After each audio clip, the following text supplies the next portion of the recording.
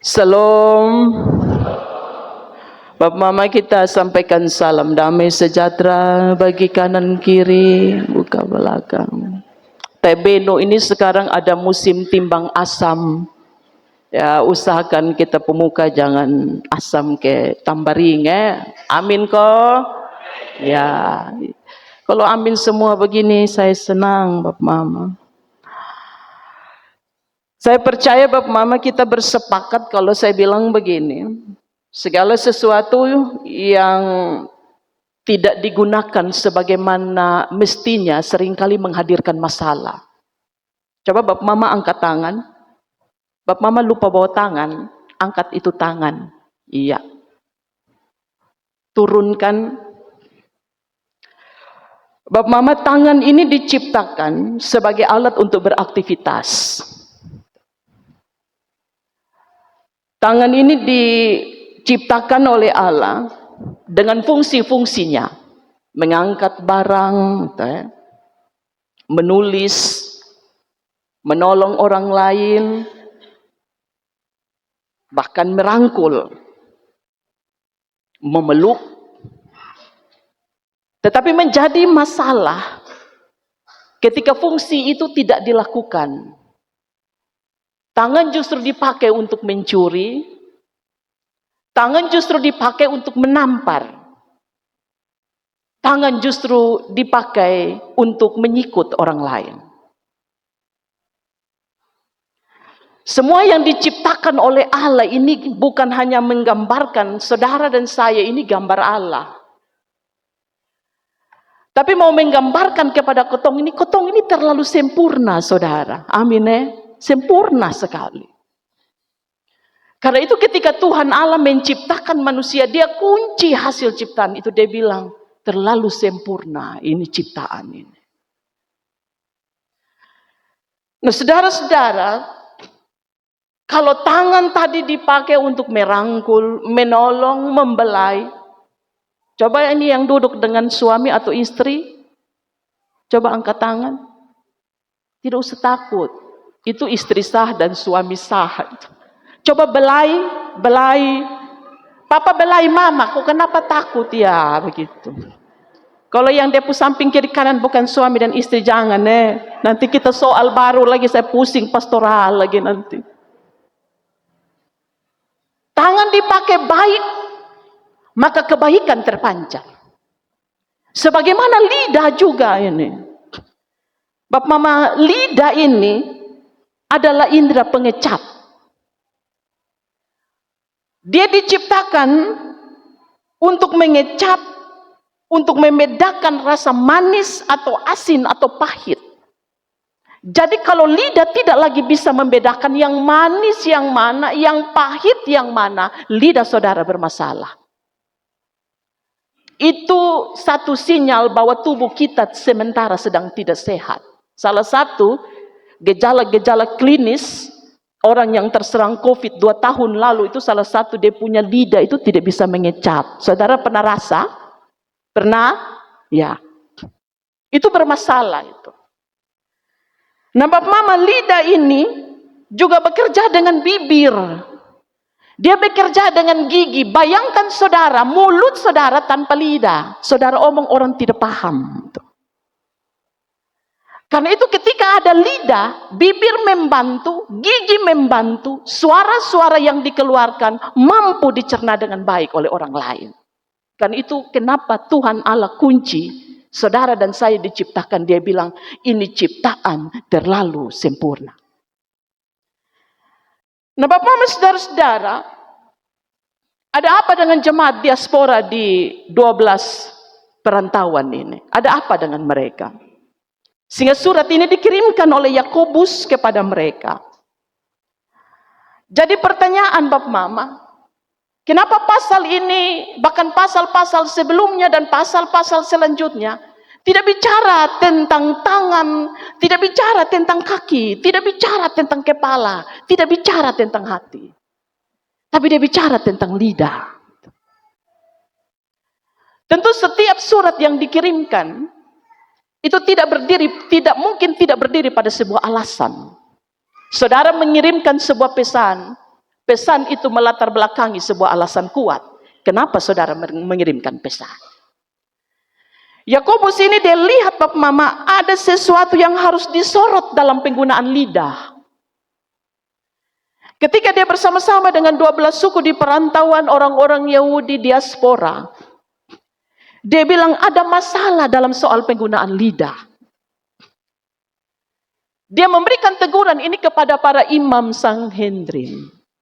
Ada 70 yang dalam kewenangan orang-orang yang ditetapkan dalam imam-imam ini adalah kapasitas dari kaisar. Orang Yahudi tidak bisa tentukan. Ini hanya kapasitas ditentukan oleh kaisar Romawi. Karena itu Bapak Mama, mereka yang tergiur dengan posisi ini sebagai imam yang juga sekaligus sebagai guru ini, mereka lihat ini jabatan kompetensi terlalu menguntungkan begitu. Lalu kemudian Yakobus melihat bahwa banyak orang yang berlomba-lomba kemudian membeli jabatan ini melalui kaisar. Karena apa Bapak Mama? Mereka membeli itu berarti sudah tidak lagi memperdulikan tentang kelayakan. Apakah dia layak? Apakah dia pantas? Apakah dia memenuhi syarat? Kalau namanya orang subeli itu Bapak Mama, tidak lagi mengindahkan syarat. Tidak lagi mengindahkan dia punya kemampuan dan kapasitas. Begitu. Nah orang-orang yang tergiur dengan ini posisi kemudian mencoba untuk membeli jabatan ini. Karena apa Bapak Mama? Jabatan ini memiliki hak istimewa. Kalau mereka lolos ditetapkan sebagai seorang guru atau imam, maka yang pertama mereka tidak membayar pajak kepada kaisar. Yang kedua, orang-orang yang masuk dalam kapasitas sebagai seorang imam dan juga sebagai seorang guru diberikan kewenangan tanpa batas oleh kaisar untuk menentukan peraturan-peraturan dalam birokrasinya masing-masing. Saya pikir kalau orang lebih melihat jabatan sebagai sebuah keberuntungan atau demi sebuah kepentingan pribadi, maka orang akan lebih melihat ini. Nah, orang-orang banyak melihat ini, Bapak Mama. Karena itu Bapak Mama ini jabatan yang menggiurkan bagi banyak orang. Nah, jabatan ini ada dalam kewenangan, kemudian diberikan hak-hak istimewa, dan kemudian mereka dipilih lagi tanpa mempertimbangkan kelayakan. Yakobus melihat ini ada masalah di sini. Apalagi Bapak Mama, ketika kemudian jabatan ini tidak lagi diikuti dengan satu sikap yang benar-benar mendukung dengan jabatan yang telah mereka dapatkan dari kaisar. Nah Bapak Mama, saat orang-orang tertentu yang dalam pantauan Yakobus telah mendapatkan jabatan ini, dia memperhatikan dengan sungguh seksama sehingga surat ini kemudian dia tuliskan. Dia bilang begini, dia mendapati orang-orang yang sudah diberikan kewenangan berdiri dengan jabatan sebagai guru itu, didaskaloi, itu ternyata ada kata-kata yang dipelintir, yang diputarbalikkan demi kepentingan mereka. Ada pernyataan-pernyataan yang bagi Yakobus itu justru pernyataan-pernyataan yang menambah daftar kesesatan dalam jemaat, bahkan masyarakat dalam lingkup yang lebih luas. Yakobus bilang ini masalah Bapak. Apalagi yang memutarbalikkan sebuah fakta dan kemudian menyebarkan sebuah pernyataan dengan mengklaim itu sebagai sebuah kebenaran adalah orang-orang penting dalam keyahudian, termasuk para guru dan para imam. Mereka memutarbalikkan, mereka membangun pernyataan-pernyataan hanya untuk membenarkan tindakan mereka. Jadi aturan itu dibuat untuk membenarkan sebuah kesalahan. Aturan itu dibuat untuk meluaskan sebuah praktek-praktek yang menambah daftar keuntungan bagi mereka yang diberikan hak khusus oleh Kaisar Romawi. Apa saja? Yang pertama, mereka yang juga menetapkan pajak dalam ibadah. Bayangkan Bapak Mama. Untuk membayar upeti, membayar pajak itu, ini orang-orang yang tentukan. Mereka mau tentukan apa saja terserah, begitu. Sepanjang itu sangat menguntungkan mereka, maka tentu mereka akan menaikkan pajak kepada orang-orang Yahudi yang juga sementara sedang berada dalam penjajahan Romawi. Bayangkan kalau pajak itu tinggi, dan kemudian harus disadari orang-orang Yahudi sementara ada dalam penjajahan masuk dalam kategori orang-orang menengah ke bawah. Yakobus bilang ini masalah. Apalagi Yakobus melihat praktek penetapan pajak dalam ibadah sudah tidak lagi realistis.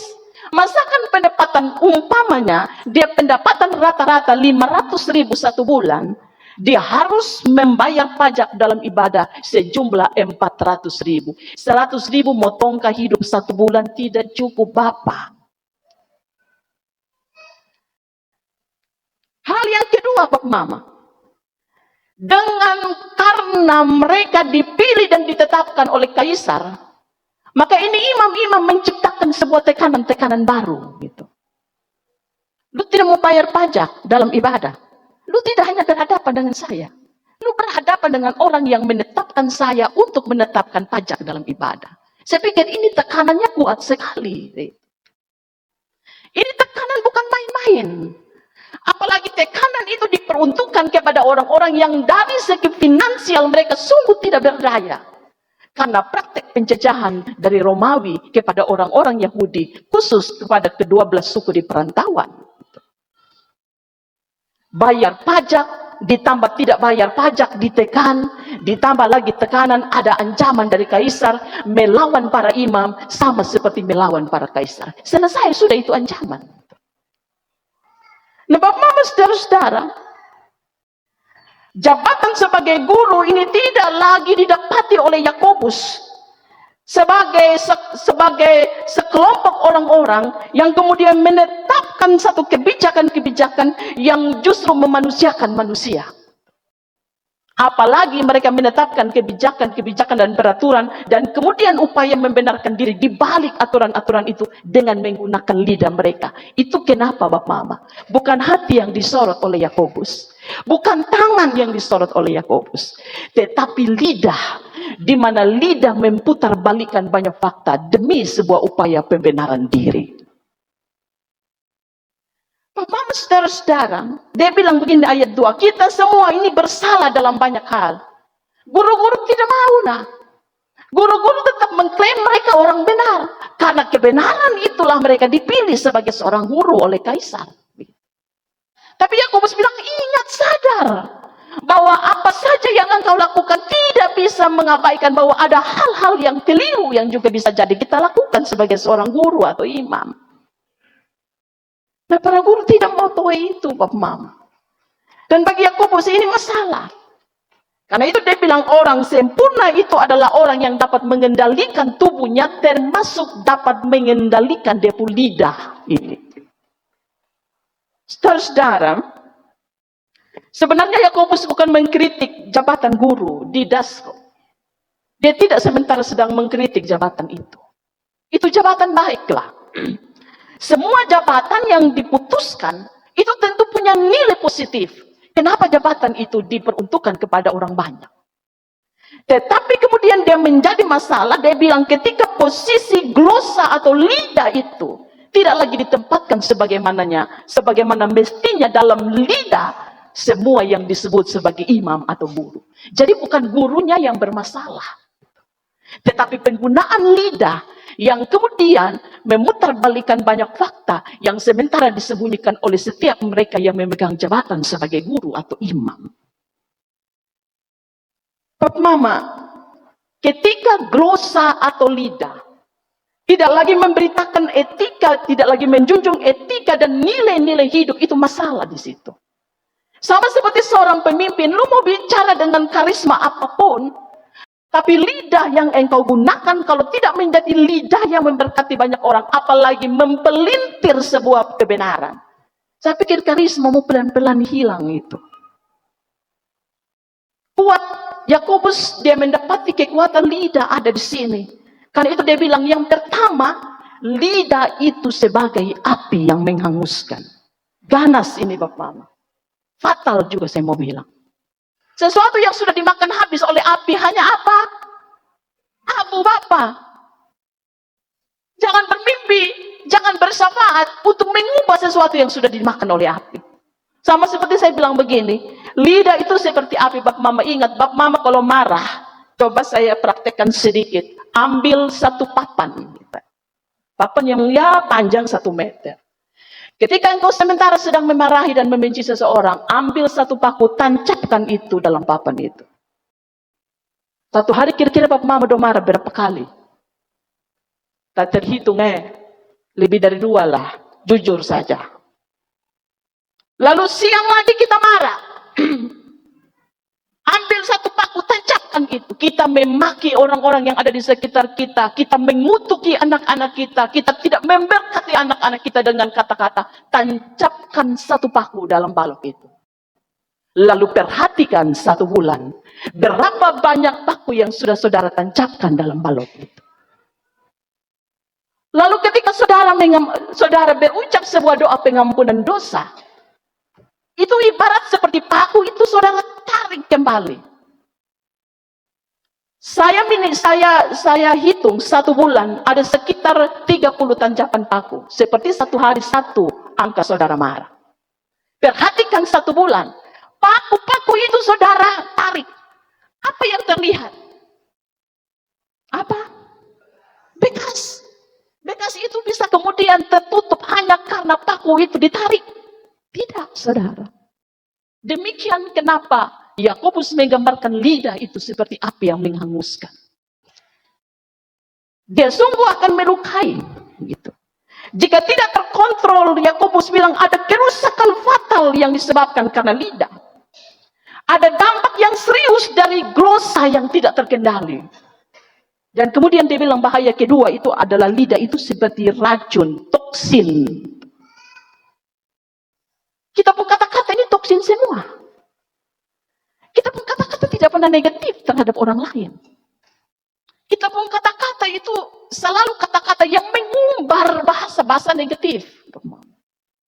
Saya pernah mengatakan begini, jikalau ingin membentuk anak-anak saudara, bisikkan semua yang baik di sebelah telinga kanan ketika dia tidur. Tidak usah bisik di Bapak pun telinga. Karena saya pikir itu sudah lambat itu untuk menyelamatkan Bapak. Anak saja Bapak. Kalau anak-anak saudara-saudara dapati sedikit agak sulit untuk mengatasi mereka, bisikkan semua yang baik di balik telinga kanan ketika mereka tidur. Jangan ketika mereka bermain. Itu yang ada potong emosi jiwa. Gitu. Apalagi mereka ada bermain di mereka pun kawan. Betul dia sampai nafas putus, beta pastikan itu anak musuh akan dengar. Paling iya. Habis main lagi. Iya, habis main. Ketika mereka tidur. Kenapa ketika mereka tidur? Karena disitulah alam sadar mereka sementara sedang bekerja. Kalau Bapak Mama mau mendoakan anak-anak, bisikkan itu melalui telinga. Itu doa Bapak Mama. Jadi anak baik ke sayang. Jadi anak yang takut Tuhan, Papa. Bukan ketemu Papa, kita anak. Jadi anak yang dengar-dengaran, harus jadi anak yang jujur, karena dengan kejujuran engkau hidup. Jadi anak yang tahu menempatkan diri, bisikan, karena alam bawah sadar itu menyimpan semua kata-kata positif dalam telinganya. Dan percaya atau tidak, riset membuktikan dari seorang psikolog anak, dia bilang, anak akan dibentuk dari kata-kata positif yang ditularkan ketika alam bawah sadarnya sementara sedang bekerja. Karena itu lidah itu seperti racun Bapak Mama. Dia mengeluarkan kata-kata. Kadang-kadang kalau kita marah, saya selalu bilang begini, kalau orang ada marah, langkah pertama itu langsung marah, ambil cermin. Cermin mana? Pasang itu cermin. Bapak Mama pemuka kayak apa? Ya. Kayak apa? Saya tidak omong begitu. Apalagi ketemu marah nih, rambut tong naik begini. Potong pakai jurus baju lagi sudah begini. Coba aku foto. Sehingga kadang-kadang anak-anak yang terampil itu ketika dia mama marah, dia ambil pertama tuh kamera. Mama coba. Lalu kemudian dia mulai, dia bilang, Mama, ini mama marah. model begini ini, mama pun kecantikan itu hilang. Lidah itu seperti racun toksin yang menodai seluruh tubuh. Karena itu apapun yang dilakukan oleh tangan, apapun kebaikan yang dilakukan oleh tangan, akan kemudian dilupakan ketika lidah menjadi toksin. Semua kebaikan itu seperti sirna, Bapak Mama. Ketika lidah menjadi toksin yang kemudian mementahkan semua kebenaran dan kebaikan yang dilakukan oleh semua kita pun diri badan. Pernah kita memberikan bahu untuk orang lain. Pernah kita merangkul, kita pun tangan menjadi rangkulan yang menghangatkan untuk kita pun sahabat. Tapi ketika lidah jadi toksin, teman tidak ingat kita pun rangkulan lagi. Amin, kok tidak? Kita pun kebaikan itu seperti sirna dilupakan. Karena memang nila setitik merusak susu, dia jadi racun untuk susu sebelanga. Nila itu toksin, Bapak Mama. Dia yang kemudian membuat semua hal-hal baik yang pernah saudara dan saya lakukan dilupakan oleh orang lain. Kan itu kenapa kekuatan lidah ini Yakobus gali dengan begitu sempurna. Sehingga dia bilang lidah itu satu api yang menghanguskan. Bapak Mama ikut sebut dulu. Lidah itu adalah api. Yang kedua, lidah itu seperti toksin. Dia ingat itu. Dia mengunci suratnya ini dengan kekecewaan kepada lidah. Daripada didaskaloi atau guru. Ia ingin mengembalikan lidah pada fungsinya. Fungsi lidah itu dia bilang apa? Untuk memuji Tuhan.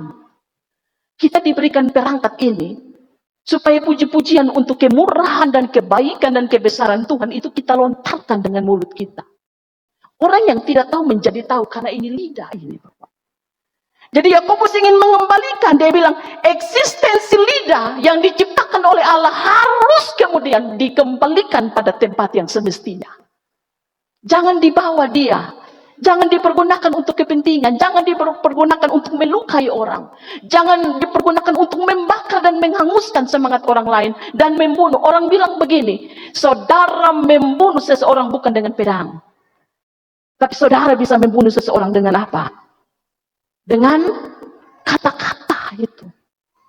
Jadi membunuh bukan hanya satu barang tajam ditusukkan kepada beton. Tapi ketika satu rangkaian kata-kata dilontarkan dan kita mendengar dalam kesadaran kita, saudara sebenarnya sudah layak disebut sebagai seorang pembunuh. Karena lidah telah berubah menjadi toksin yang kemudian melukai dan kemudian tidak lagi, yang kemudian menodai semua seluruh tubuh kita. Lidah itu dia bilang untuk puji Tuhan. Karena itu kalau menetapkan pajak, Yakobus bilang, tetapkanlah pajak itu dalam nilai-nilai kemanusiaan. Kalau tetapkan pajak, maka pajak itu harus memanusiakan manusia. Dia bilang begitu. Dan kemudian kalau sudah berdiri sebagai imam atau guru, maka semua yang diucapkan itu harus turut jatuh sama dengan apa yang dilakukan. Penggunaan lidah harus juga jatuh sama dengan apa yang dipraktekkan dalam hidup. Ada dua pesan, Bapak Mama. Yang pertama, Majelis Sinode kasih kepada kotong tema berhati-hati dengan kata-kata. Saya mau ajak Bapak Mama dong sebut ini. Berhati-hati dengan kata-kata. 1, 2, 3. Kuat sedikit. Ini dulu. Ada dua pesan. Yang pertama, hati-hati dengan kata-kata. Ini warning, Bapak Mama. Ini peringatan. Seperti Bapak Mama pernah ada di lampu merah. Jangan terobos asal mau kita. Kalau lampu lalu lintas sementara sedang ada dalam posisi lampu kuning. Itu hati-hati. Engkau boleh lewat, tapi penuh dengan kehati-hatian. Kalau lampu hijau, lumus robot, kasih naik gigi 2, mau angka gas, revo jalan terus, tidak soal. Warning ini. Hati-hati dalam berkata-kata. Dia bilang ini peringatan. Karena lidah akan menjadi potensi yang menakutkan jika salah digunakan. Ada berapa banyak relasi kita yang rusak karena lidah? Dulu sahabat, sekarang jadi pagar makan tanaman. Enak. dulu jadi bersaudara. Tapi karena kata-kata melukai kita, dia menjadi toksin yang kemudian tidak lagi menguduskan relasi kita. Ada berapa banyak orang-orang yang menjadi sahabat, dipelihara persahabatan itu bertahun-tahun. Tapi ketika kata-kata tidak lagi menjadi berkat, maka tidak sedikit orang sahabat berubah menjadi musuh yang mengganaskan. Bapak Mama, percaya atau tidak, sebuah riset membuktikan kekuatan kata-kata itu turut mempengaruhi hidup saudara. Seluruh hidup kita ini ditentukan oleh kata-kata yang kita pakai. Saudara mau percaya atau tidak, buktikan mulai hari ini. Hidup kita dibentuk lewat kata-kata yang kita pakai. Perempuan itu kalau beromong 13.000 sampai 20.000 kata-kata. Bayangkan. Saya juga kadang-kadang pikir ini mama-mama, kita perempuan ini kita omong apa saja. 13 sampai 20.000. Jadi saya sedikit merenung, saya bilang mungkin mama-mama itu waktu dia tidur itu juga dia beromong.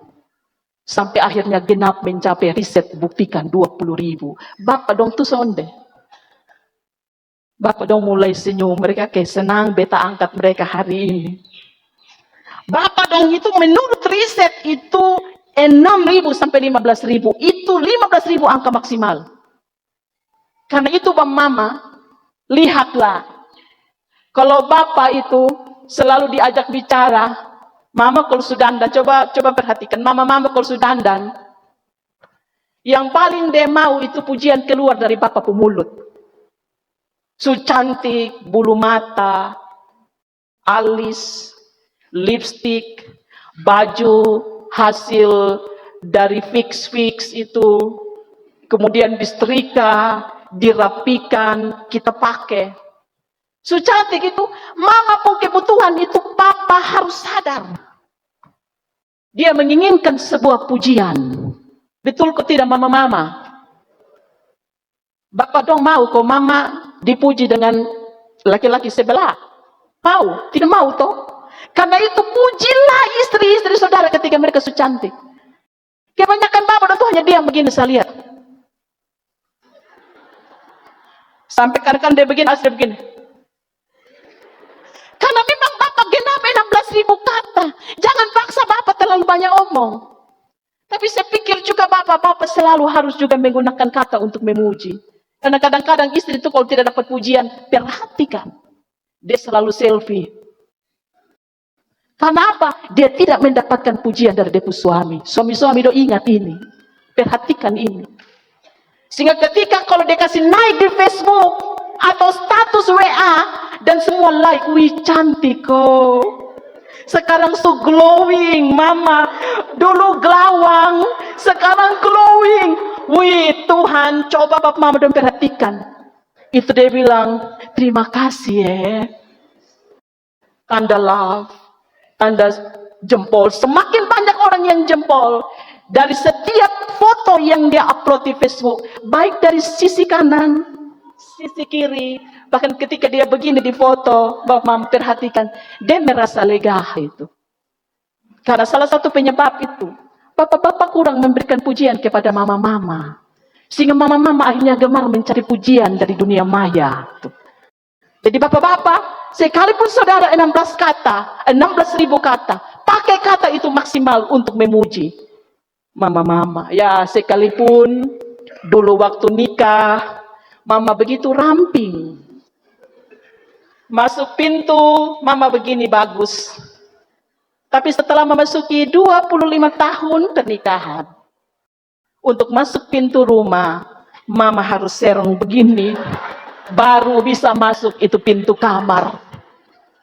Bersyukurlah, saya mau bilang, pergunakan kata-kata. Tetapi hati-hati dengan 16.000 itu. Karena bisa jadi 16.000 itu menjadi nila yang merusak susu sebelanga. Hati-hati. Jangan juga terlalu obrol-obrol kata-kata. Karena obrol kata-kata itu juga tidak baik. Bapak Mama ya, dalam ilmu antropologi ada ilmu cabang yang disebut begini, teori menandai. Saya ingin mengupas ini karena ini saya pikir topik yang bagus sekali. Dalam ilmu antropologi dia bilang ada teori menandai bahwa identitas dan kepribadian seseorang itu ternyata dibentuk dengan kata yang dominan dilabelkan kepadanya. Jadi kalau kotong bilang dengan anak-anak, pemalas, petabake, bodoh. Kan itu saudara-saudara, mama-mama berhenti dengan kata bodoh. Jangan ucapkan itu lagi. Kata bodoh itu berarti mama dong sementara sedang melekatkan satu label bodoh kepada anak-anak. Saya tidak jarang mendengar.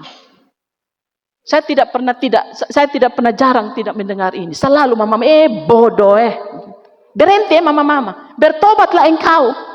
Karena sementara engkau sedang mau bilang kopo anak ini bodoh sampai dia mati dan Tuhan datang kembali. Teori menandai dominan dilabelkan kepada saudara.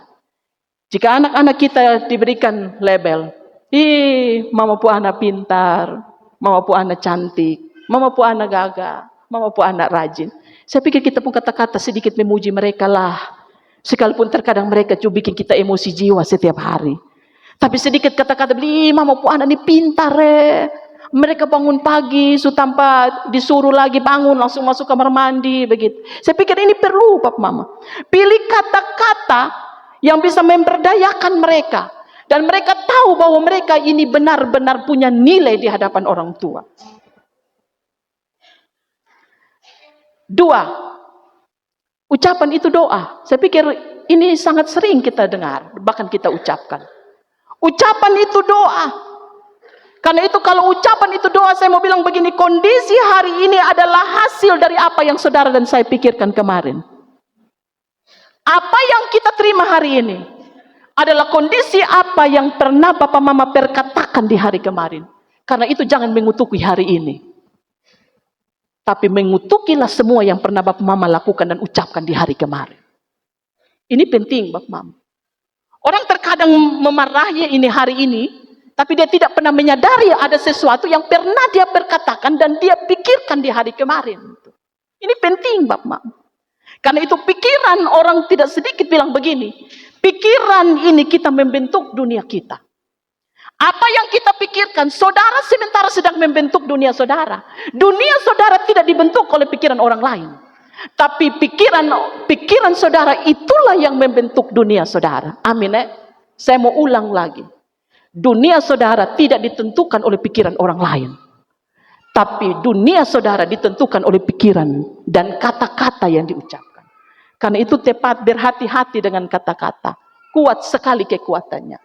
Untuk kita pun hidup ke depan baik atau tidak baik. Juga turut ditentukan oleh kata-kata di hari ini. Amin.